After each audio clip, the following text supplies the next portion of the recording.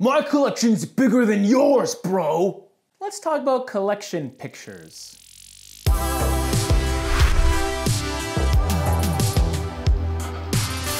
Welcome to J-ROYL, everyone. My name is James. This is J-Talk, where we have a bit of a chat.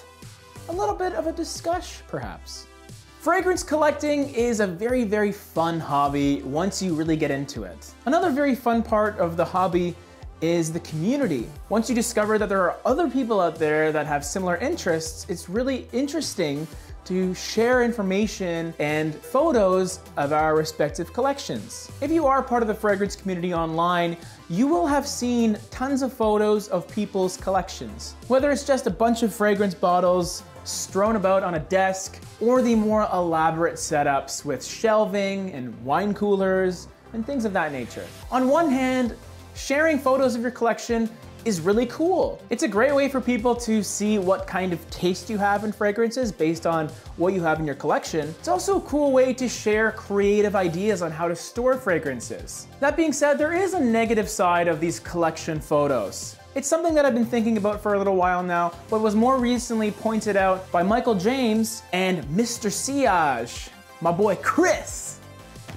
One of my royal soldiers, dog. When you post a picture of your larger collection, there is a slight element of showing off a little bit, which can be negative, but really isn't that big of a deal in my opinion. The bigger problem lies in the fact that people with smaller collections feel they need to aspire to what you have. They'll feel inadequate, essentially. Oftentimes I'll see posts saying, here's my collection, I'm just starting, but I got a long way to go. Or, here's my humble collection, but don't worry, it'll be twice as big in a month.